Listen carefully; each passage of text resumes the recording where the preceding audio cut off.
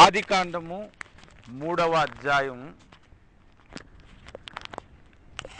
15వ వచనాన్ని చదువుదాం. ఆదికాండం 3వ అధ్యాయం 15వ వచనము.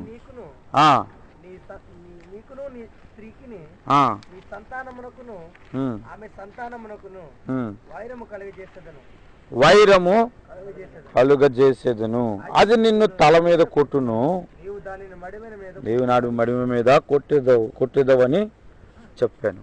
ప్రార్థన చేసుకుందాం. అందరూ కూడా కళ్ళు మూసుకొనండి, ప్రార్థనలో ఎక్కిపిద్దాం. పరిశుద్ధుడు అయిన మా తండ్రి, పరలోకమందున్న మా దేవ, నిత్యుడగు సత్యదేవుడా, న్యాయమూర్తి, నమ్మకమైన ప్రభువా, ఇగో ఈ రాత్రికాల సమయంలో మీ పరిశుద్ధ నామమున మేము కూడుకొని ఉన్నాం. మీ వాక్యములోని సత్యమును గ్రహించినట్లుగా మా కన్నులు తెరవండి నాయన, మా అందరి కన్నులు తెరవండి. నిజాన్ని చూసి ఆ నిజములో మేము నడుచుకున్నట్లుగా, నీకు నిజ కుమారులుగా మేము ఉండినట్లుగా మా కన్నులు తెరవండి. సత్యమును బోధించండి, హృదయ సున్నతి మాకు దయచేయండి. సత్యమందు నడుచుకొను అయా, విధేయత మాలో పుట్టించమని యేసు నామమున ప్రార్థిస్తున్నాము తండ్రి, ఆమేన్. క్రీస్తునందు సహోదరులారా, మనం ప్రకటన గ్రంథమును గురించి మాట్లాడుకుంటూ గడిచిన శనివారం నాడు కొన్ని సంగతులు చెప్పాం. ఆ సంగతులు ఏంటంటే మరొకసారి మీకు క్లుప్తంగా రిపీట్ చేస్తాను ఆ మాటలు. ఈ ప్రపంచాన్ని పరిపాలించటానికి ఒక వ్యక్తి రాబోతున్నాడు. ఆ వ్యక్తి కూడా క్రీస్తు అనే పిలవబడుతున్నాడు. ఆ క్రీస్తు అంత్య అబద్ధ క్రీస్తు అని మనం చెప్పుకున్నాం. ఆ అంత్య అబద్ధ క్రీస్తు ఏ దేశంలో నుండి రాబోతున్నాడో కూడా లేఖనాల ప్రకారం మనం చెప్పుకున్నాం. లేఖనములలో ఉత్తర రాజ్యములో నుండి రాబోతున్నాడు. ఆ ఉత్తర దేశపు రాజే అనుదిన బలిని నిలిపివేయబోతున్నాడని దానియేలు గ్రంథం 11వ అధ్యాయములో నుండి మనం నేర్చుకున్నాం. ఉత్తర రాజ్యం అనగా ప్రస్తుతం పిలువబడుతున్న దేశము సిరియా అని కూడా చెప్పుకున్నాం. కాబట్టి ఆ సిరియా రాజు ఈ ప్రపంచానికి పరిపాలించటానికి ఒక రాజు అయిన తర్వాత ఓ చిన్న యుద్ధములో అతడు చనిపోతాడని, ఆ యుద్ధ సారాంశం 3 కొమ్ములు ఇరిగిపోవుట అని మనం నేర్చుకున్నాం. ఆ చనిపోయినటువంటి అంత్య అబద్ధ క్రీస్తు మరలా తిరిగి లేచి, ఇదిగో నేను చనిపోయి బ్రతికాను కాబట్టి నిన్ను క్రీస్తుని అని చెప్పుకోబోతున్నాడని వాక్యములో నుండి కొన్ని సంగతులు మనం చెప్పుకున్నాం. ఆ మృగమునకు చావు దెబ్బ తగిలి మానిపోయిను గనుక భూజనులందరూ వెంబడించిరి, ఆశ్చర్యపడుతూ వెంబడించారని మనం చదువుకున్నాం కదా, నేర్చుకున్నాం. నిజమే, ఒక వ్యక్తి చనిపోయి బ్రతికాడు అంటే అది ఎంత ఆశ్చర్యం అంటే అంత ఆశ్చర్యం, చాలా వింత. అది ఆ చనిపోయిన వ్యక్తి నేనే క్రీస్తుని, అందుకే చనిపోయి లేచాను అని చెప్పాడు అంటే అది నమ్మదగినట్టుగానే ఉంటుంది. వాడు ఊరికినే ఆషామాసిగ్గా నేను క్రీస్తునని చెప్పుకోవట్లేదు. ఒక నెల రోజుల క్రిందట విశాఖపట్నం అటువైపు ప్రాంతాల్లో, భీమిలిపట్నం అనుకుంటాను, ఆ ప్రాంతాల్లో ఒక అతను నేను క్రీస్తునని చెప్పుకుంటున్నాడంట. పేపర్లో న్యూస్ వచ్చింది. తీరా అతని గురించి టీవీ 9లో న్యూస్ వచ్చిందంట. ఏంటో ఈ వ్యక్తి అని తెలిసి అతను ఒక చర్చిలోని పాస్టర్ గారు. ఇప్పుడు అతను ఏం చెప్తానంటే నేను క్రీస్తుని, నన్ను ఆరాధించండి అని చెప్పుకుంటున్నాడంట. ఇలాగా ఇతనే కాదు కానీ ఇంచుమించు 1100 మంది 1950 సంవత్సరానికి వచ్చారని నేను గతంలో మీకు చెప్పాను. వీళ్ళందరూ క్రీస్తుని చాలామంది చెప్పుకున్నా అందరూ నమ్మరు. కానీ భూజనులందరూ ఆశ్చర్యపోయే విధముగా నమ్మే ఒక వ్యక్తి రాబోతున్నాడు. ఆ వ్యక్తి చనిపోయిన తర్వాత అతని అంత్యక్రియలు జరగటానికి ప్రపంచమంతా టెలివిజన్ల ద్వారా, ఆ న్యూస్ పేపర్లో తెలుసుకుంటూ, ఇంటర్నెట్లోని చూస్తూ ఉండగా అతడు లేచి కూర్చొని నేను బ్రతికాను, నేనే క్రీస్తునని చెప్పుకోబోతున్నాడు అని చెప్పుకున్నాం. అతడు బ్రతకడానికి గల కారణము అగాధములో నుండి ఒక ఆత్మ వచ్చి అతనిలోని దూరపోతుంది అని చెప్పు. అంటే సిరియా రాజు శరీరము, అగాధములో నుండి ఒక ఆత్మ రాబోతుంది. ఆ ఆత్మ ఎవరు అన్న దాని మీద ఇప్పుడు మన సబ్జెక్టు. ఆ అంత్య అబద్ధ క్రీస్తు వాస్తవానికి ఎవరు అంటే సాతానికి కుమారుడు అని గడిచిన వారంలోనే కొద్ది సబ్జెక్టు మీకు చెప్పాను. వాడు సొంత కుమారుడు కాబట్టే ఈ రాజ్యమును అతని ఆ ఘట సర్పము అతనికి అప్పగించానని ఉంది. ఆడేం పెద్ద దానకర్రుడు కాదు, ఎవరికి పడితే వాళ్ళకి రాజ్యాన్ని ఇచ్చిట. అసలు రాజ్యము కొరకు ప్రాకులాడేవాళ్ళలో ఇప్పుడున్న రాజకీయ నాయకులందరికంటే అత్యధికమైన ఆసక్తి కలిగిన వాడు సైతాన్ ఒకడే. అలాంటి వాడే అంత్యబద్ధ క్రీస్తుకు పరిపాలన చేయటానికి ఇచ్చేస్తున్నాడు అంటే వాడెవడు అంటే సైతాను కన్నటువంటి కుమారుడు, నాశనపుత్రుడు అని మనం లేఖనములో చెప్పుకున్నాం. ఇప్పుడు వాడు ఖచ్చితంగా ఒక కొడుకు ఉన్నాడని అని నిరూపణ చేసుకోవటానికే మనం ప్రస్తుతము చదివిన లేఖన భాగము. మనం ప్రస్తుతము చదివిన లేఖన భాగములో దేవుడు చెబుతున్న మాట, ఇది గబ్రియల్ దూత చెబుతున్న మాట, లేదా ఒక పాస్టర్ గారు చెబుతున్న మాట, లేదా ఒక ప్రవక్త ప్రవచించిన మాట కాదు. స్వయాన దేవుడే పలుకుతున్న మాటలు ఇవి. స్వయముగా దేవుడే ఏమని మాట్లాడుతున్నాడంటే, ఇదిగో పాపము చేసిన వారిని అందరినీ శపించుచు సర్పముతో ఏమని మాట్లాడుతున్నాడో మీరు అక్కడ గమనించండి.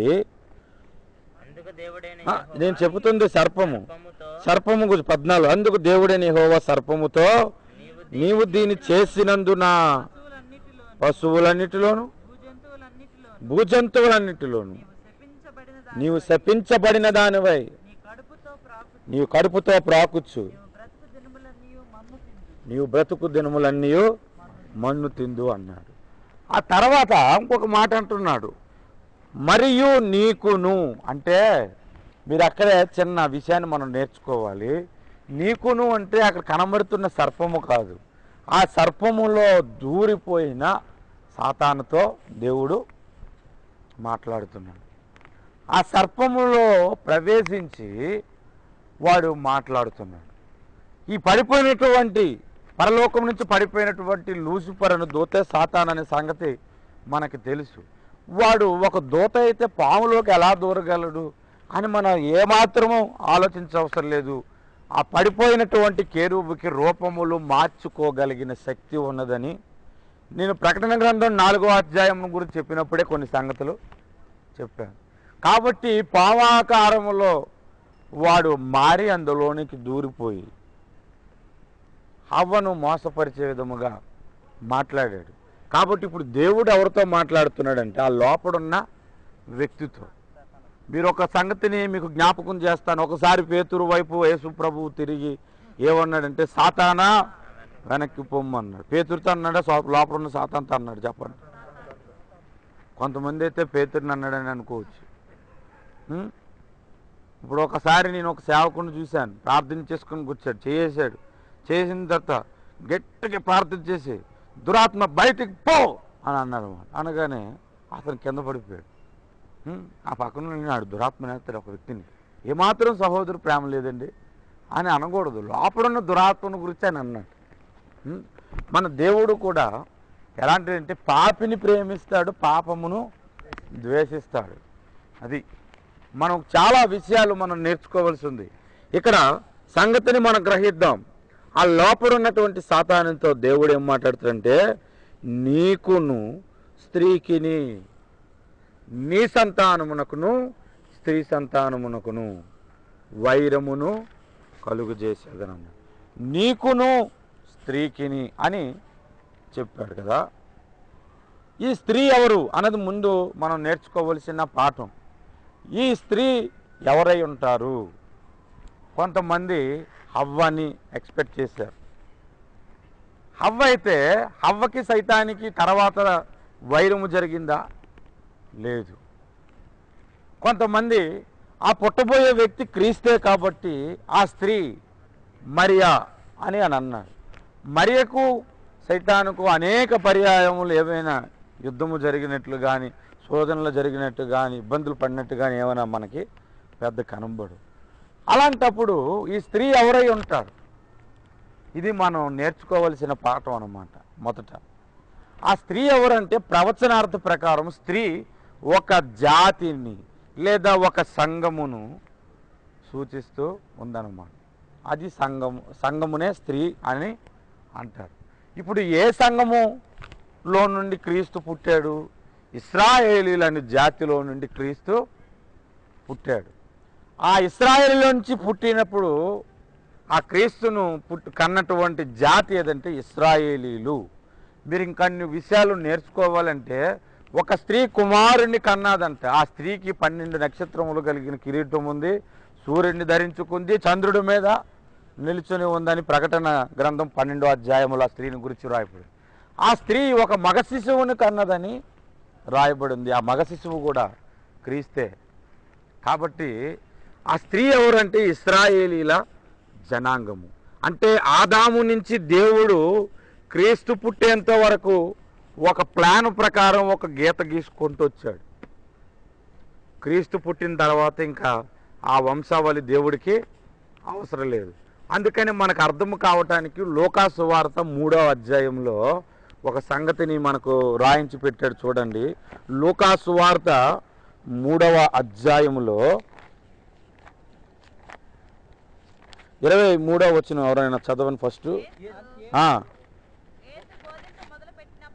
యేసు బోధింప మొదలు పెట్టినప్పుడు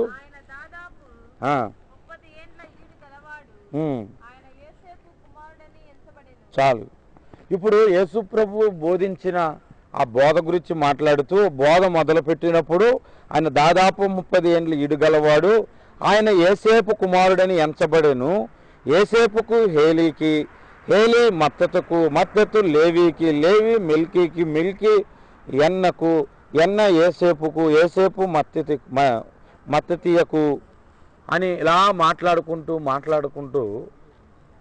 ఎవరి నుంచి ఎవరికి పుట్టాడు. ఇప్పుడు ఎలాగుందంటే ఇక్కడ సంగతి మీకు అర్థం అవడానికి, నేను మా నాన్నకి, మా నాన్న మా తాతకి, మా తాత మా ముత్తాతకి అలా వెనక్కి వెళ్ళిపోవచ్చు కదా. అలాగ కాలాల్లో వెనక్కి వెళ్ళిపోయి ఎక్కడికి వెళ్ళిపోయారంటే 37వ వచనం, లేముకు మెతూసలకు, మెతూసల హానోకుకు, హానోకు హేరేదుకు, హేరేదు మహోలేలుకు, మహలేలు కయినానుకు, కేయినాను ఏనేసుకు, ఏనేసు సేతుకు, సేతు ఆదాముకు, ఆదాము దేవుని కుమారుడు. అది సంగతి. పుట్టిన వ్యక్తి ఎవరో తెలుసా? దేవుని కుమారుడు. ఆ సంగతి మనకు అర్థం అవ్వటానికి ఆదాము దేవుని కుమారుడు. ఆదాము నుంచి దేవుడి నుండి ఆదాము వచ్చాడు, ఆదాము నుండి యేసు వచ్చేంత వరకు ఒక గీతను మనకిక్కడ చూపెట్టాడు అన్నమాట. ఆ యేసు పుట్టినటువంటి ఆ జనాంగమే స్త్రీ, ఇశ్రాయేలీల జాతి. మీరు బైబిల్ గ్రంథం అంతా మనం శ్రద్ధగా చదువుకుంటూ వస్తే అనేక సార్లు ఇశ్రాయేలీల మీదకి సైతాను ఫిలిస్తీన్లు ప్రేరేపించాడు, అమ్మోనీలను ప్రేరేపించాడు, యెబూసీలను ప్రేరేపించాడు, అనేక మందిని లేపాడు. అసలు ఇశ్రాయేలు దేశం మీదకి యుద్ధానికి వెళ్ళిన దేశాల లెక్కే ఈ ప్రపంచంలో ఎక్కువ. ఏ దేశం మీదకి కూడా అంతమంది యుద్ధానికి వెళ్ళలేదు. మన భారతదేశానికి ఒక చరిత్ర ఉంది. మన దేశం మీదకి యుద్ధానికి వచ్చిన దేశాలు ప్రథమముగా 2. ఒకటి మనందరికీ తెలుసు పాకిస్తాన్, 2 చైనా. ఇంకా అంతకుమించి ఇంకెవరు మన దగ్గరికి యుద్ధాలు రాలేదు. కానీ అనేక సార్లు ఇశ్రాయేలీల మీదకి యుద్ధానికి వెళ్ళిన దేశాలు చాలా ఉన్నాయి.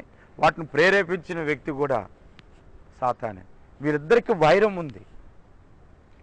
అయితే ఇక్కడ ఒక సంగతిని మనం నేర్చుకుందాం.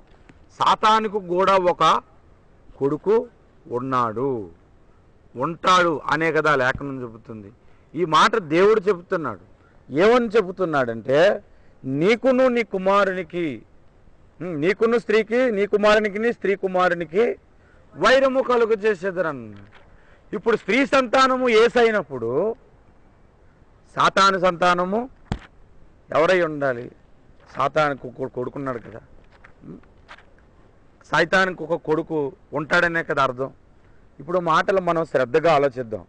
దేవుడు అక్కడ ఒక మాట చెబుతున్నాడు, నువ్వు కొడుకుని కనడానికే కదరా అసలు స్త్రీ గర్భాన్ని వాడుకోవటానికే స్త్రీని మోసం చేసావు.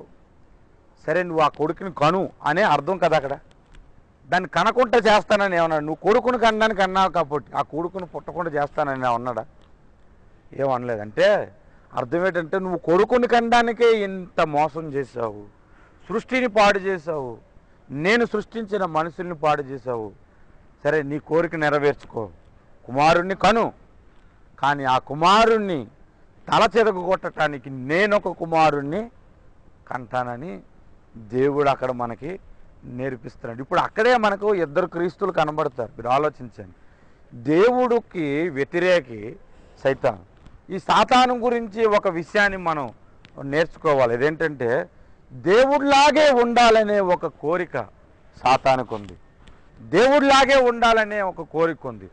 దేవుడికి ఒక సృష్టి ఉంది, సైతానికి కూడా ఒక సృష్టి కావాలి.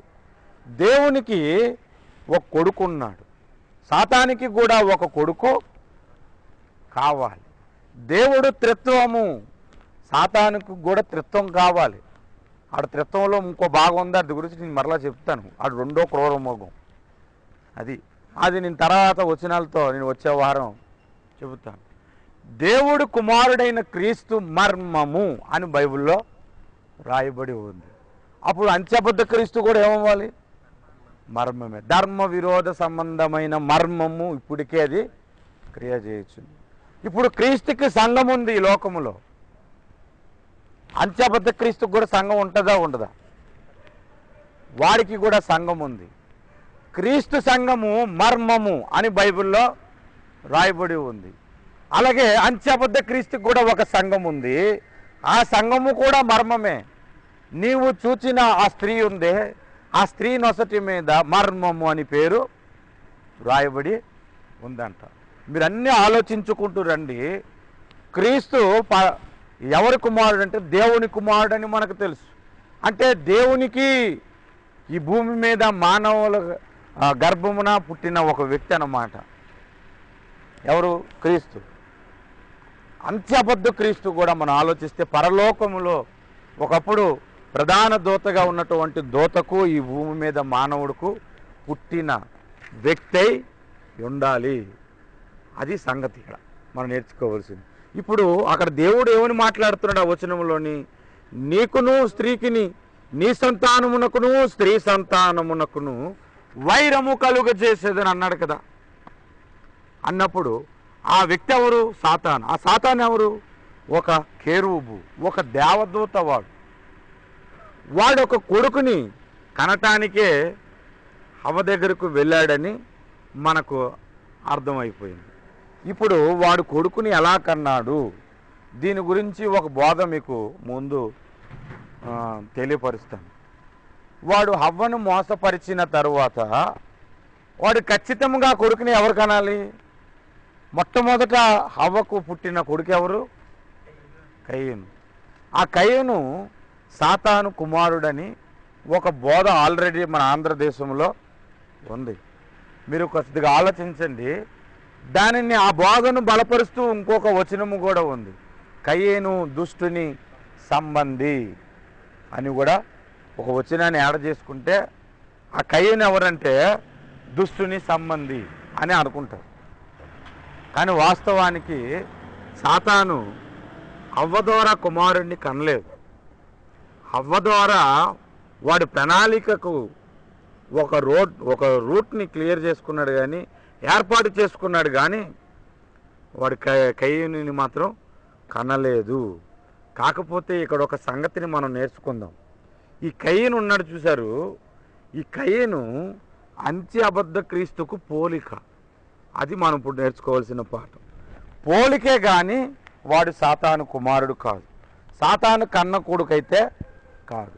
వాడు అంత్యబద్ధ క్రీస్తుకు పోలిక అనటానికి మనకు ఒక లేఖనాధారం ఉండాలి. నేను చాలాసార్లు వాక్యం చెప్పినప్పుడు ఏదో మనకు నోటుకు తోచింది కదని 4 మాటలు చెప్పే పద్ధతి కాదు. దానికి వాక్యం మళ్ళీ మనకు రిఫరెన్స్ ఉండాలి. నేను చెబుతుంది సత్యం అని చెప్పడానికి వాక్యంలో మనకు ఆధారం ఉండాలి. అది ఉంటేనే మనం మాట్లాడాలి. మీరు గమనించండి, ఈ కయీను ఏం చేశాడంటే, ఈ కయీను తర్వాత హేబేలు కూడా హవ్వకు పుట్టాడు కదా. ఈ హేబేలు గురించి లేఖనం ఏమని చెబుతుందంటే, హెబ్రీలకు రాసిన పత్రిక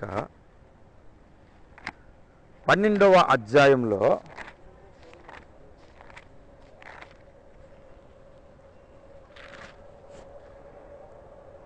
24వ వచనం చదువుదాం. క్రొత్త నిబంధనకు మధ్యవర్తి అయిన యేసునొద్దకును హేబేలు కంటే మరి శ్రేష్టముగా పలుకు రక్త ప్రోక్షణమునకును. చూసారా, అక్కడ ఒక మాటను మీరు గమనించండి. హేబేలు కంటే మరి శ్రేష్టముగా పలుకు ప్రోక్షణ రక్తం. అది ఎవరిది? యేసు ప్రభువుని గురించి. యేసు ప్రభువుని గురించి మాట్లాడుతూ హేబేలు గురించి ఎందుకు చెప్పారు అంటే, హేబేలు చనిపోయినప్పుడు అతని రక్తము దేవునికి మొరపెట్టిందని ఆదికాండంలో రాయబడి ఉంది. అంతకంటే శ్రేష్టముగా యేసు రక్తము మొరపెడుతుందంట. అంటే హేబేలు ఒక రక్తమును యేసు రక్తముతో ఎందుకు పోల్చబడింది అంటే, హేబేలు క్రీస్తుకు పోలిక. క్రీస్తుని హేబేలుని చంపింది ఎవరంటే సొంత తమ్ముడే చంపాడు. క్రీస్తుని సిలువ వేసింది ఎవరంటే ఆయన తన స్వకీయుల యొద్దకు వచ్చాను, ఆయన అతనిని అంగీకరించలేదు. వాళ్ళే సిలువ వేయమని కేకలు వేశారు. ఇలాగ మనం ఆలోచించుకుంటే 4-5 పోలికలు మనకు దొరుకుతాయి. ఈ హేబేలు క్రీస్తుకు పోలికైనప్పుడు ఆ ఆపోజిట్గా మీరు ఆలోచించండి, ఆ కయ్యను ఎవరికి పోలికై ఉండాలి? అప్పుడు అంత్యబద్ధ క్రీస్తుకి పోలికై ఉండాలి. అందుకనే సాతాను ఒక ప్లాన్ చేశాడు. నేను ఒక కొడుకుని కనడానికి నేను ఇంత పన్నాగం పన్నానని ప్రభువా నువ్వు తెలుసుకున్నావు, అయితే కుమారుని కనమనే నువ్వు నాకు చెప్పావు, కంటున్నాను. నువ్వు కూడా ఒక మాట చెప్పావు, అదేమిటంటే నేను ఒక కుమారుని కంటాను, స్త్రీ కూడా ఒక కుమారుని కంటది, అతనికి నీకు వైరము కలుగు చేస్తాను. ఆ కుమారుని పుట్టకుండా ఉండటానికి దేవుడు ఒక గీత గీశాడని చెప్పుకున్నాం కదా, ఆ లైన్ కట్ అవ్వటానికి హేబేలుని చంపాడు. ఇప్పుడు మీరు ఆలోచించండి, హేబేలుని చంపితే హేబేలు తర్వాత ఇక వంశావళి ఎలా వస్తుంది? రాదు కదా.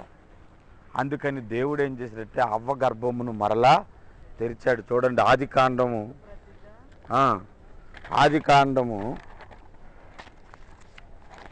3వ అధ్యాయం 4వ అధ్యాయం వచ్చిన ఎవరైనా తీసి చదవాలి. కాదు, ఆదాము మరలా తన భార్యను.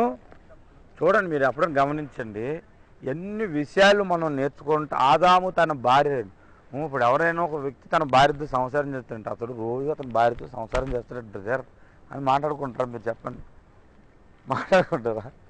కానీ బైబిల్లో ఆ సంగతిని రాయించాడు. ఈ విషయం తప్పు కాదు అని పదే పదే దేవుడు నేర్పిస్తున్నాడు అనమాట. ఒరిజినల్గా ఇంకొక విషయం, ఆదాము మరలా తన భార్యను కూడినప్పుడు ఆమె కుమారుని కని ఒక మాట పలుకుతుంది. చూడండి, కయీను చంపిన హేబేలునకు ప్రతిగా దేవుడు నాకు మరి ఒక సంతానమును ఇచ్చెను. అది సంగతి. అర్థమైందా? కయ్యూనుకు బదులు ఎవరు పుట్టారు? ఇప్పుడు షేతు పుట్టాడు. అందుకని హేబేలుకు ప్రతిగా షేతు పుట్టాడు. ఇప్పుడు ఆదాము వంశావళి గురించి మాట్లాడుతూ 5వ అధ్యాయంలో ఆదాము వంశావళి గ్రంథం ఇదే అని మాట్లాడుతూ 6వ వచనం చదువుదాం. చూడండి, అక్కడ హేబేలు గురించి మాట్లాడాడు. నేను అనుకున్నాను ఒకసారి మొదట్లో బైబిల్ గ్రంథం చదివినప్పుడు, హేబేలు దేవుడు కొరకే చనిపోయిన వ్యక్తి. అతని గురించి బైబిల్లో ఏమనుందో తెలుసా? మత్తయి సువార్తలోని హేబేలు హేబేలు ప్రవక్త నుండి జకరియా వరకు చనిపోయినటువంటి ప్రవక్తలలోని ప్రభు మాట్లాడతాడు. అంత గొప్ప వ్యక్తి, అంత మహాభక్తుడి పేరు వంశావళిలో ఎందుకు లేదా అనిపించింది. ఎందుకు లేదంటే ఆయన ద్వారా ఈ లోకానికి ఏమి రక్షకుడు రావటానికి అవకాశమే లేకుండా కయీను చేత దుష్టుడు హేబేలుని చంపాడు. సో దేవుడు ఇక్కడ మనకు పాఠాన్ని నేర్పిస్తున్నాడు. హేబేలు పేరు లేదంటే అర్థం ఏంటంటే దేవుడు తన కుమారుని కనడానికి చూపించిన ఒక ప్లానింగ్ని మనకి ఇక్కడ చూపెడుతున్నాడు. హల్లెలూయా, హల్లెలూయా. మొత్తానికి మనం ఇక్కడ ఒక విషయాన్ని మనం నేర్చుకున్నాం. సాతానికి ఒక కొడుకు ఉన్నాడని సంగతి నేర్చుకున్నాం. ఆ కొడుకు ఒక మానవ స్త్రీతోని కనటానికే వాడికి ప్లానింగ్ ఉందని కూడా మనకి అర్థమైపోతుంది. హల్లెలూయా. ఒకసారి నిద్ర వచ్చిన వాళ్ళందరూ హల్లెలూయా చెప్పండి. అది నిద్ర రాను హల్లెలూయా చెప్పండి. ఏం చెప్పలేదు. సరే, ఇప్పుడు మనం ఒక సంగతిలో మనం అసలు సంగతిలోనికి వెళ్దాం. ఈ సృష్టిలో సాతాను ఒక కొడుకుని కనాలి అంటే ఎక్కడో ఒక దగ్గర దూతలకు మానవులకు ఏం జరగాలి? పెళ్ళిళ్ళు జరగాలి, వాళ్ళకి మధ్య సంసారం జరిగే ఉండాలి. అలాగైతేనే కుమారుడు పుట్టడం వల్ల పడుతుంది. అంతేనా? అంతేనా కాదు చెప్పండి. ఇప్పుడు ఆదికాండం 3వ అధ్యాయం 15వ వచనం ఒక సారాంశం ఏంటి? సాతానికి ఒక కొడుకు ఉంటాడనే కదా. మరి సాతాను ఒక దూత కదా, వాడు ఎందుకు అవను మోసపరిచాడు? మానవులు అంటే మానవులతో కుమారుని కనడానికే కదా. ఇప్పుడు సాతాను కొడుకును మనం గుర్తించాలంటే దూతకు మానవాళికి, అంటే ఒక దూత వచ్చి మానవాళ్ళని పెళ్లి చేసుకోవాలి. మీరు ఎక్కడైనా వింతలు చూడవచ్చు. అమెరికా వాడు ఇండియా వాడిని పెళ్లి చేసుకుని, చైనా వాడు తమిళావిని పెళ్లి చేసుకున్నాడు అంటే ఆమె నల్లగా ఉంటుంది, ఏడేమో తెల్లగా ఉంటాడు అని వింతలు మీరు చూసే ఉంటారు. కానీ బైబిల్లో ఇంకొక వింత ఉంది. అదేంటో తెలుసా? దేవదూత మానవుడిని పెళ్లి చేసుకొని పిల్లల్ని కంటాం. ఇది అసలు సంకరజాతి. వేరే కులవాడు పెళ్లి చేసుకుంటే సంకరజాతి అని మన వాళ్ళు అంటారు. అది సంకరజాతి కదా, అందరూ మానవ జాతే. కులాలు అనేది మనం పెట్టుకుంది, ఇంకొకరిని వెళ్ళి పెళ్లి చేసుకుంటే అది సంకరజాతి కాదు. సంకరజాతి ఎవరంటే అసలు మానవులకి. ఇప్పుడు మీరు ఒక సామెత వింటారు, కుక్కలకి నక్కలకి పిల్లంట అని. మీరు అన్నారు ఎప్పుడైనా? అలాగా దూతలకు మానవులకు పెళ్ళిళ్ళు జరిగాయి, వాళ్ళకి మధ్యన సంపర్కం జరిగిందని బైబిల్లో ఒక సందర్భంలో రాయబడి ఉంది. దయచేసి అందరం కూడా ఆ వచనాన్ని తీసి మనం చదువుదాం.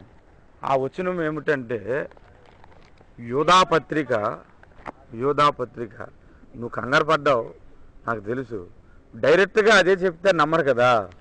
అందుకని యూదాపత్రిక 6వ వచనం మొట్టమొదట మనం చదువు. మరియు తమ ప్రధానత్వమును నిలుపుకొనక తమ నివాస స్థలమును విడిచిన దేవదూతలను మహాదినమున జరుగు తీర్పు వరకు కటిక చీకటిలో నిత్యపాశములతో ఆయన బంధించి భద్రము చేసెను. ఇక్కడ మనం ఒక వచనాన్ని మనం చదువుతున్నాం. కొంతమంది దేవదూతలు అంట ప్రధానత్వము నిలుపుకొనక వారు ఉన్న నివాస స్థలమును విడిచిపెట్టి విడిచిన దేవదూతలను దేవుడు మహాదినమున తీర్పు వరకు వారిని పాతాళములో కటిక చీకటిలో బంధించాడట. ఆ తర్వాత 6వ వచనం ఏమని ప్రారంభమవుతుందంటే ఆ ప్రకారముగానే, అంటే ఏ ప్రకారముగా?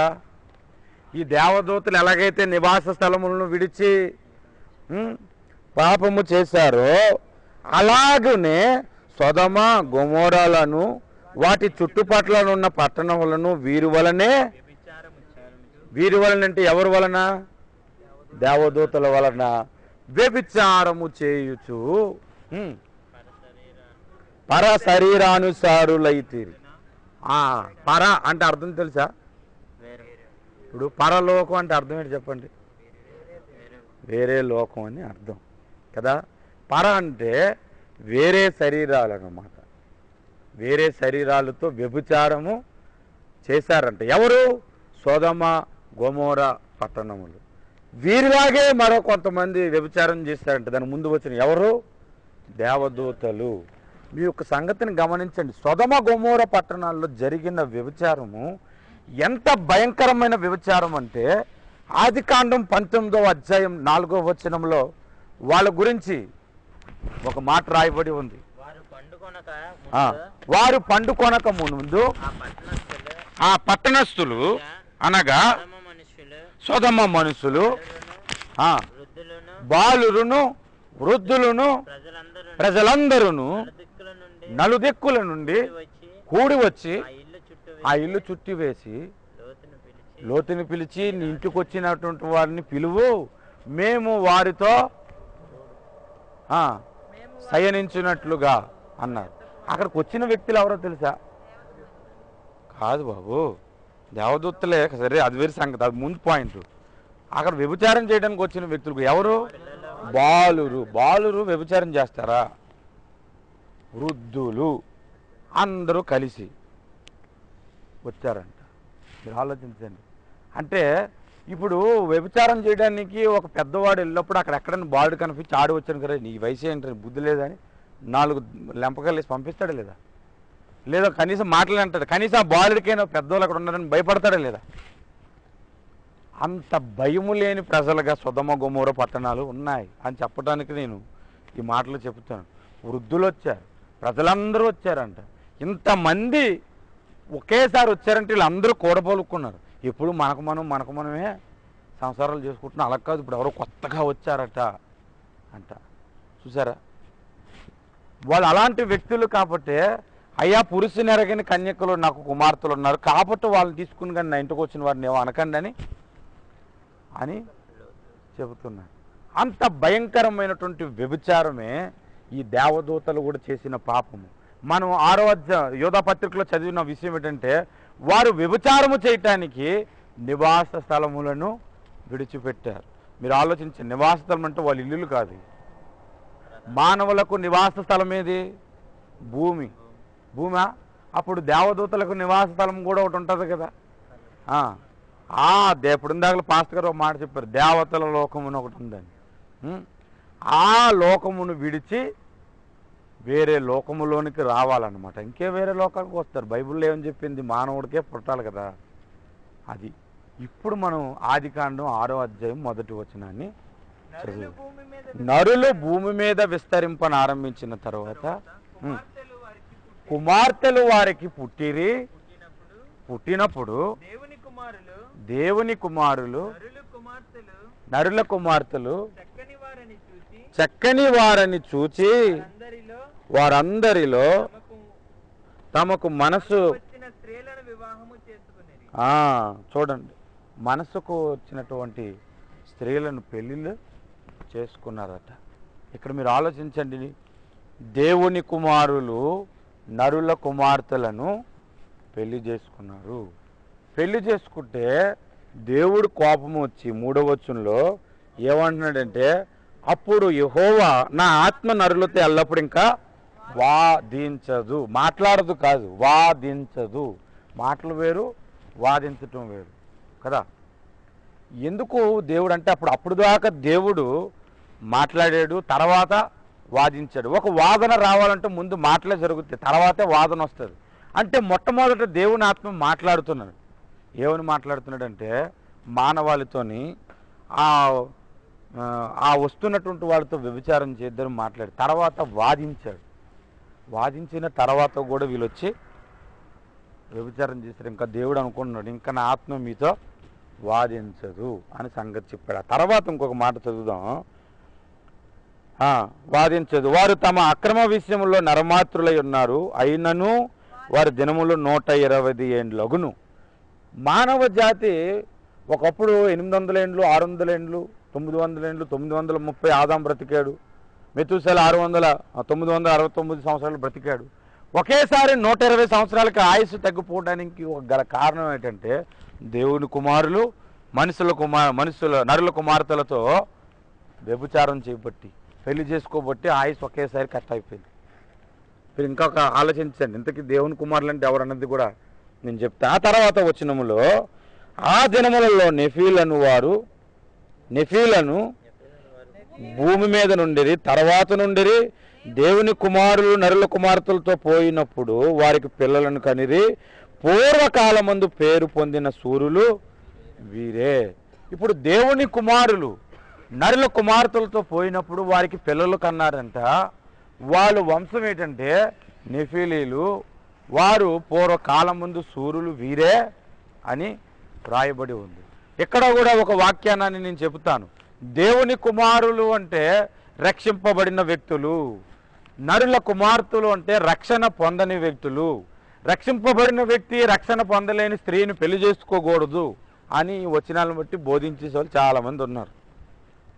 వాస్తవంగా ఇక్కడ జరిగిన సంగతి అది కాదు. ఇప్పుడు చూడండి, అలాగైతే రక్షణ లేని స్త్రీలను రక్షింపబడిన వ్యక్తి పెళ్లి చేసుకొని పిల్లల కంటే వారు నెఫీలీలు అవుతారా? వాళ్ళు సూర్యులు అవుతారా? పోనీ చెప్పండి. నా కొడుకు సూర్యుడు అవ్వాలంటే నేను ఒక అన్యురాలిని పెళ్లి చేసుకోవాలి అనే కదా అర్థం. ఇప్పుడు వాళ్ళు చెప్పే ప్రకారం బాగానే ఉంది కదా. అంటే అర్థం ఏంటంటే, బాబు నేను వాస్తవంగా బైబిల్ ఎన్నిసార్లు చదివానంటే మీకు చెప్తాను లెక్క, వినండి. కరెక్ట్గా లెక్కేసుకుంటే 25 సార్లకు పైనే చదువుతాను బైబిల్. 25 సార్లు. ఒక ఆదికాండమే 30 సార్లకు పైగా చదివాను. ఈ విషయం ఆదికాండం చెప్పినప్పుడు చెప్పాను. ఈ మధ్యకాలంలో మళ్ళీ ఇంకోసారి చదివాను ఆదికాండం. ఇక్కడ మన సంగతిని గమనించండి. దేవుని కుమారులంటే రక్షింపబడిన వారని, దేవుని నరుల కుమార్తెలంటే రక్షణ లేని వారని, ఆదికాలం నుంచి అలా పెళ్లి చేసుకోకూడదని దేవుడు మాట్లాడుతున్నాడని బోధించేస్తే, మరి వాళ్ళకి పుట్టిన వ్యక్తులు సూర్యులు వీరే అని బైబిల్లో రాయబడింది. సూర్యులే పుడుతున్నారా ఈ రోజుల్లో?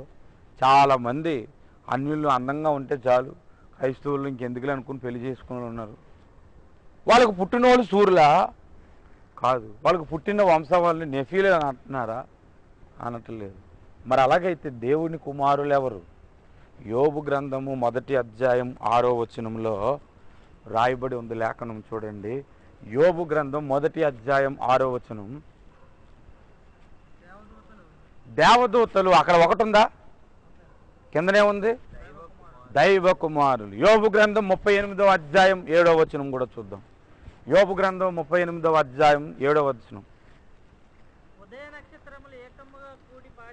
ఉదయ నక్షత్రములు ఏకముగా కూడి పాడినప్పుడు దేవదూతలందరూ, అక్కడ కూడా పుట్టినోట్లో చూడండి దేవుని కుమారులు అని ఉంటారు.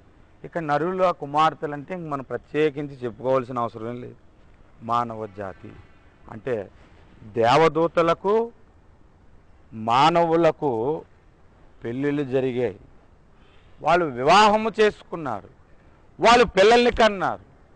వాళ్ళు పిల్లల్ని కనినప్పుడు వాళ్ళకి పుట్టినటువంటి పిల్లలు ఎటువంటి వ్యక్తులంటే సూర్యులు, నెఫీలీలు అనే వంశం పేరు. ఆ నెఫీలీల గురించి ఒక మాట అక్కడ రాయబడి ఉంది చూడండి. అదే అధ్యాయం 6వ అధ్యాయంలో 4వ వచనం. ఆ దినములలో నెఫీలను వారు భూమి మీద నుండిరి, తరువాతను ఉండిరి. తరువాత ఉండిరి అంటే జలప్రలయము. ఆ తర్వాత అధ్యాయం ఏమొచ్చింది? జలప్రలయం. ఆ జలప్రలయము తర్వాత కూడా ఉన్నారంట. ఆ జలప్రలయం తర్వాత ఉన్న నెఫీలీల గురించి వాక్యం ఏమని మాట్లాడుతుందంటే, ఈ నెఫీలీలు జలప్రలయం తర్వాత ఎక్కడున్నట్లుగా బైబిల్లో రాయబడి ఉందంటే, కనాను దేశంలో నెఫీలీలు ఉండేవారు. ఇశ్రాయేలీయులను ఐగుప్తు నుంచి విడిపించిన తర్వాత ఈ కనాను దేశానికి వెళుతున్నప్పుడు మోసే 12 గోత్రాల వారిని లెక్క చొప్పున 12 మందిని పిలిపించి, ప్రధానులను పిలిపించి ఆ దేశాన్ని వేగులు చూడటానికి పంపించాడు. అయి వచనము సంఖ్యాకాండం 13వ అధ్యాయంలో ఉంటుంది. ఈ 13 మంది అక్కడికి వెళ్ళినప్పుడు ఆ దేశ ప్రజలు ఎలా ఉన్నారో, అక్కడ ఏమని మాట్లాడుతున్నారో చూడండి. సంఖ్యాకాండం 13వ అధ్యాయం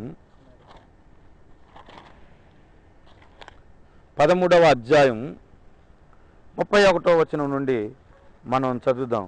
అయితే అతనితో కూడా పోయిన మనుషులు, ఆ జనులు మనకంటే బలవంతులు. ఫస్ట్ నోట్ చేసుకోవాల్సిన పాయింట్ ఏంటంటే, వాళ్ళు బలవంతులు. నెఫీలీలు అన్న దగ్గర పుట్టినోట్లు ఆదికాండల కిందనే ఉంటుందంటే బలత్కారులు అని ఉంటుంది. రెండవది 32వ వచనం. మనము వారి మీదకి పోజాలమనిరి, మరియు వారు తాము సంచరించి చూచిన దేశమును గూర్చి ఇశ్రాయేలీలతో చెడ్డ సమాచారం చెప్పి, మేము సంచరించి చూచిన దేశము తన నివాసులను భక్షించు దేశము, దానిలో మాకు కనబడిన జనులందరూ ఉన్నత దేహులు. దేహులు అంటే చెప్పండి, శరీరాలు. ఉన్నత శరీరాలు అంటూ 33వ వచనములో అక్కడ నెఫీలీల సంబంధులైన అనాకు వంశపు నెఫీలను చూచితిమి, మా దృష్టికి మేము మిడతల వలె వారికి కనబడ్డాం. చూడండి, వాళ్ళు ఎంత ఎత్తునున్నారంటే ఉన్నత దేహులంటే, వారు ముందు వీళ్ళు ఎలా ఉన్నారు? మిడతల్లాగా ఉన్నాం. ఒక్కోసారి 7 అడుగులు వ్యక్తి ఉంటేనే అతనితో మనం ఇలా చూస్తాం. మరి మిడతల్లాగా ఉన్నారంటే ఇంకెలా చూస్తుంటారు? దూరంగా వెళ్ళిపోయి చూడాలన్నమాట ఆ వ్యక్తుల్ని. అంత హైట్ ఉన్నారు. ఆమోసు గ్రంథం 6వ అధ్యాయం 4వ వచనం చదివితే సింధూర వృక్షమంత ఎత్తైన వారిని, దేవదారు వృక్షంత ఎత్తైన వారిని, సింధూర వృక్షమంత బలము గల వారిని నీవు నశింపజేసేటివి అని అమోనీయుల గురించి అక్కడ రాయబడి ఉంది. దేవదూతలకు మనుషులకు పెళ్ళిళ్ళు జరిగి వారు పిల్లల్ని కలిగినప్పుడు వాళ్ళు ఎంత ఎత్తున ఉండేవారంటే ఇంచుమించు తాటి చెట్టు అంత హైట్ ఉండేవారు. అది మీరు అర్థం చేసుకోండి. ఇప్పుడు 70 అడుగుల ఎత్తు కలిగినటువంటి వ్యక్తుల వారు. మీరు ఆన్లైన్లో చెక్ చేయండి. నేను గతంలో వాక్యం చెప్పినప్పుడు చెక్ చేసి ఆ పేపర్స్ అన్నీ తెచ్చాను. ఒకడు పుర్రె ఇక్కడ పెడితే దానికి చేరబడి కూర్చోవచ్చు, అంత పెద్ద బండరాయిలా ఉంటుంది ఆ పుర్రె. ఈ ఎముక ఇక్కడి నుంచి ఇక్కడ దాకా ఉంటుంది, అది నిలబెడితే దాన్ని ఇలాగంత మనకంటే హైట్ ఉంటుంది. ఇక్కడి నుంచి ఉన్న ఇక్కడ ఎముకే ఆ మనిషిది. దేవదూతలకు మనిషికి పుట్టాడు కాబట్టి వాళ్ళు శూరులయ్యారు, వారు నెఫీలులయ్యారు, బలత్కారులయ్యారు, ఉన్నత దేహులయ్యారు. అది ఇప్పుడు మీరు ఆలోచించండి. ఏ రక్షింపబడిన వ్యక్తి అయినా రక్షింపబడని స్త్రీని పెళ్లి చేసుకుంటే కనీసం 10 అడుగుల వ్యక్తివి కూడా పుట్టలేదు భూమి మీద. అన్నా నేను రక్షణ లేని స్త్రీని పెళ్లి చేసుకున్నానన్నా, నా కొడుకు నాకంటే హైట్ ఉన్నాడన్నా, 12 అడుగులు అట్టున్నాడు అని ఎవరైనా సాక్ష్యం చెప్పారు. దేవుని కుమారులు అంటే దేవదూతలు మనుషులతో పెళ్లి చేసుకున్నారు. అందుకే యేసు ప్రభు తన రాకడను గురించి మాట్లాడుతూ ఏమన్నాడంటే నోవాహు దినములలో ఉన్నట్లు పెళ్లి చేసుకుంటూ పెండ్లికిచ్చుకుంటూ ఆ దినముల్లో ఉన్నాడని అన్నాడా? అది ఏం పెళ్ళిళ్ళు అంటే కుక్కలకి నక్కలకి పెళ్ళి అంట అనే సామెతలాగా దేవదూతలు మనుషులు పెళ్లి చేసుకుంటుంటే దేవుడు కోపం వచ్చింది. కోపం వచ్చి జలప్రళయాన్ని దేవుడు తీసుకొచ్చాడు. దేవునికి స్తోత్రం కలుగునుగా. జలప్రళయం రావటానికి కారణం ఏంటంటే పెళ్ళిళ్ళు చేసుకోబట్టి కాదు. దేవదూతలు మనుషుల్ని పెళ్లి చేసుకొని మనుషుల కంటే వాళ్ళు ఉన్నత దేహులు. ఇప్పుడు సృష్టిలో ఎలా కనబడుతుందో తెలుసా? దేవుని జీవగ్రంథములో లేని వ్యక్తులు కనబడుతున్నారు. దేవుని జీవగ్రంథములో లేని వ్యక్తులు కనబడినప్పుడు దేవుడికి ఈ సృష్టితో ఇంక అవసరమేముంటుంది? అందుకని ఈ భూమి మీద ఉన్న నరులందరూ చనిపోయినట్లు, నరులతో పాటు చెప్పాలి జంతువులు, పురుగులు, పక్షులు, ఇప్పుడు అయ్యేం చేసాయి? మనం అది కూడా నేర్చుకుందాం. ఆ తర్వాతే మనకు 2వ ప్రసంగంలో సైతాను కుమారుడిని ఎలా కన్నాడని చెప్తాను. మీరు ఆలోచించండి. మనుషులంటే పోనీ వ్యభిచారం చేశారు, ఏం చేశాయి? ఇది కూడా వ్యభిచారం చేశాయి. జంతువులు కూడా వ్యభిచారం చేశాయి. నేను ముందే చెప్పాను, నేను ఏది మాట్లాడినా బైబిల్లోని తీసే మాట్లాడతాను. ఒక మానవ స్త్రీని ఒక దేవదూత పెళ్లి చేసుకుంటే వాడు 30 అడుగులకు పైగా ఎత్తున్నప్పుడు మరొక దేవదూత ఒక ఎలుకతో సంసారం చేస్తే ఎలుక ఎంత ఎత్తు ఉంటుంది? ఏనుక అంటే పెద్దది ఉంటుంది. మీరు ఆలోచించి అవునా కదా? ఇది ఎక్కడ జరిగిందన్నా? బైబిల్లో ఎక్కడ రాయబడి ఉంది అంటే ఇప్పుడు నేను మరలా మీకు వచనాన్ని చూపెడతాను. మీరు చూడండి. లేవీ కాండము 18వ అధ్యాయము, లేవీ కాండము 18వ అధ్యాయం మీరు గమనించండి. ఈ లేవీ కాండములోని సంగతులన్నీ ఏంటంటే ఇశ్రాయేలీలు కనానుకు వెళుతున్నప్పుడు, కనాను దేశానికి వెళ్ళిన తర్వాత వారు ఎలాగూ జీవించాలో ఆ పద్ధతులన్నీ ఒక గ్రంథముగా రాయబడింది. ఆ గ్రంథమే లేవీ గ్రంథం అన్నమాట. ఈ లేవీ కాండము, ఈ లేవీ కాండములో 18వ అధ్యాయంలో కొన్ని సంగతులు చెప్పటానికి దేవుడు పూనుకున్నాడు. 6వ వచనం మొదట చదువుదాం. మీలో ఎవరును తమ రక్త సంబంధుల మానచ్ఛేదనమును తీటకు వారిని సమీపించకూడదు. ఇక్కడ అంతకు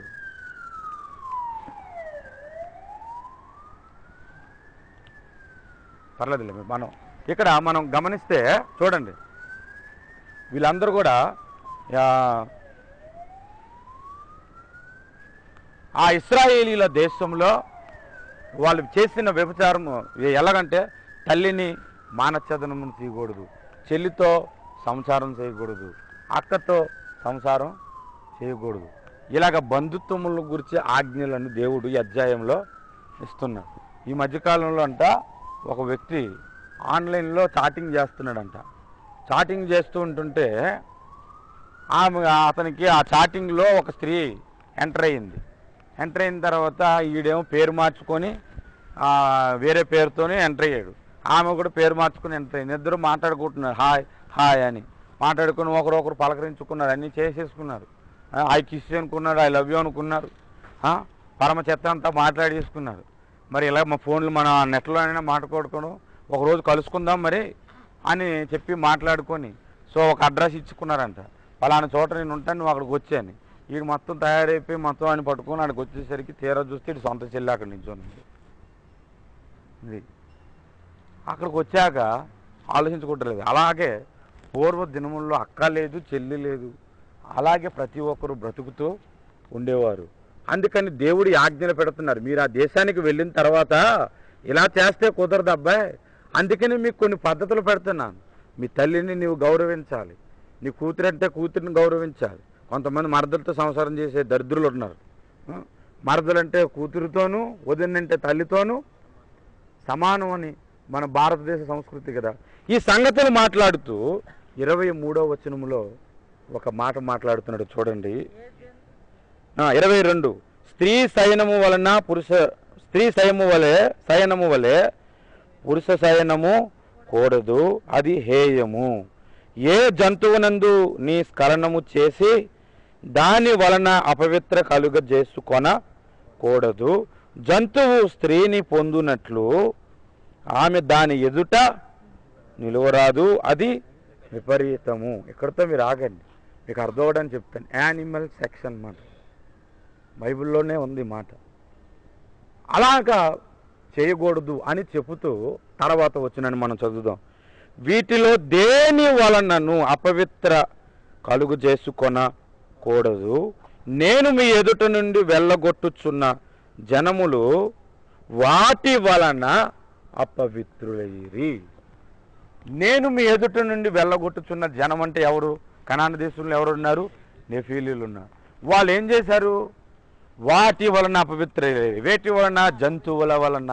అది వీళ్ళు ఏం చేశారంటే, ఒక సింహం ఉందనుకోండి, దేవదూతకు రూపం మార్చుకునే శక్తి ఉంది. వీడు సింహంలా మారిపోయి ఆ సింహంతో కాపురం చేసి తీరా చూస్తే ఆ సింహం ఎంత ఎత్తు ఉంటుందంటే ఏనుగు కంటే పెద్ద ఎత్తు ఉంటుంది. ఇంకా మరి ఏనుగుతో సంవత్సరం ఇంక అదెంత ఎంత ఉండాలి? ఇలాగ సృష్టిని చూసేసరికి దేవుడు సృష్టి అంతా ఎలాగుందంటే, దేవుని జీవగ్రంథములో లేని వ్యక్తులు, దేవుని జీవగ్రంథములో లేనటువంటి సృష్టి ఈ లోకమంతా నిండిపోయింది. అందుకు దేవుడి కోపం వచ్చింది, జలప్రళయాన్ని రప్పించి సమస్తమును నాశనం చేయాలనుకున్నాడు. మనుషులను, మనుషులతో పాటు జంతువులను, పురుగులను మొత్తాన్ని తుడిచివేస్తానని దేవుడు చెప్పాడు. ఆ దినముల్లో దేవుడు భూమి మీదను చూసినప్పుడు వాళ్ళు పూర్తిగా చెడిపోయి ఉన్నారు. ఇంత భయంకరమైన వ్యభిచారం జరిగింది కాబట్టినే మనుషులకు ఆయుస్సు 120 సంవత్సరాలకు వచ్చేసింది. ఇంత భయంకరమైన స్థితిలో మెచ్చుకోదగిన ఒక వ్యక్తి కనబడుతున్నాడు, అతడు నోవాహు. దేవుడు నోవాహును చూసినప్పుడు అతడు నిందారహితుడుగా ఉన్నాడు. ఇలాగ దేవదూతలు మారు వేషం వేసుకొని లేదా రూపమును మార్చుకొని మనుషుల్లాగే వచ్చిన నా భార్య నేను ఎవరితోని కలవను అనేటువంటి పద్ధతుల్లో, ఒక మంచి పద్ధతుల్లో పెరిగిన భక్తుడు అన్నమాట. అందుకని దేవుడు నోవాహుతో ఏం చెప్పాడంటే, అందరితో పాటు నిన్ను నాశనం చేస్తే దేవుడిని ఏమంటారు? ఇంత అన్యాయం తిట్టండి, బ్రతనేం చేశారని అంటారు కదా. అందుకని నీ కొరకు నీవు ఒక ఓడను సిద్ధపరచుకో అన్నాడు. నీతో పాటు 2 జతలుగా నేను తీసుకొస్తా అన్నాడు. ఎందుకంటే మరలా సృష్టిని ప్రారంభించాలి. ఒక కంపెనీ మూసేసేయాలనుకున్నాడు, మూసిన తర్వాత ఇంకో పేరుతో మళ్ళీ ప్రారంభిస్తారు కదా ఇంకో దగ్గర. అలాగా మరలా సృష్టిని ప్రారంభించాలంటే పాపము చేయని జంతువులను, పాపము చేయని ఒక కుటుంబమును దేవుడు ఓడలోనికి నడిపించి సమస్తమును నశింపజేశాడు. హల్లెలూయా, హల్లెలూయా. అది జలప్రళయం రావటానికి గల కారణం. జలప్రళయం ఎందుకు వచ్చింది? ఎందుకు వచ్చిందంటే కారణాలు చెప్పుకోకూడదు. అలా పెళ్ళిళ్ళు చేసుకున్నారన్నా అందుకు వచ్చింది. ఈ రోజుల్లో మరి చాలా పెళ్ళిళ్ళు జరుగుతున్నాయి. ఆ రోజుల్లో జనసంఖ్య తక్కువ, ఒక సంవత్సరానికో 2 సంవత్సరాలకో లేదంటే నెలకో ఒక పెళ్లి జరిగేది. ఈరోజు ప్రతిరోజు ఎక్కడో చోట పెళ్ళిళ్ళు జరుగుతూనే ఉన్నాయి. మరి అలాగైతే మరి ఇంకెంత ప్రళయం రావాలి ఇక్కడ. కాబట్టి ఎందుకు జల ప్రళయం వచ్చిందంటే దేవదూతలు మనుషులతో పోయినప్పుడు కుమారులు కన్నారు, ఒక సంతానం కన్నారు. వాళ్ళు ఏంటంటే సగం దేవదూత సగము మనిషి. హల్లెలూయా. ఇది జరిగిన సంగతి. ఇప్పుడు ఈ కోణములోనే మనం కాస్త ముందుకు వెళ్ళి ఆలోచిస్తే ఖచ్చితంగా ఈ నెఫీలీలు ఉన్న కాలంలో సైతాను ఒక కొడుకుని కానీ ఉండాలి, కయ్యంతో కాదు. కయ్యను ఎత్తు మామూలుగా ఉన్నాడు, అతనేమో 70 అడుగులు ఎత్తులేడు కయ్యను. అందుకేనండి టేబుల్ మీద పడి చంపేశాడు అనుకోవడానికి. కాబట్టి నెక్స్ట్ వాక్య పరిచయలో సైతాను కుమారుణ్ణి ఎలా కన్నాడు అన్నది మనం నేర్చుకుందాం. అందరూ తలలు వంచండి, ప్రార్థన చేసుకుందాం. కళ్ళు మూసుకొని ప్రార్థన చేసుకుందాం. ప్రేమ కలిగిన మా ప్రియ పరలోకపు తండ్రి, సర్వాధికారి, సత్యదేవుడా, మహోన్నతుడా, మహిమగల మా